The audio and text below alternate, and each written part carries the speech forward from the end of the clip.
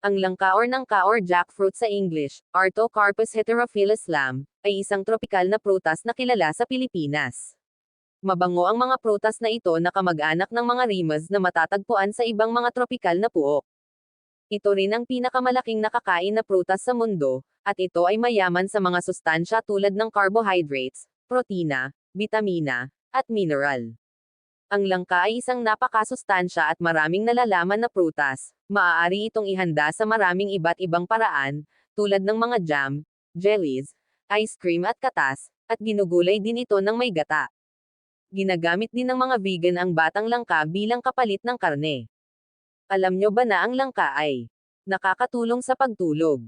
Kung may problema ka sa pagtulog o insomnia, maaaring makatulong ang langka sa iyo. Ang langka ay may magnesium, na nakakaapekto sa neurotransmitters sa katawan. Ang neurotransmitters ay mga kemikal na nagpapadala ng mga signal sa utak at nervous system. Ang magnesium ay nakakatulong na mapanatili ang tamang balanse ng neurotransmitters, na nagreresulta sa mas relaxed at mas mahimbing na tulog.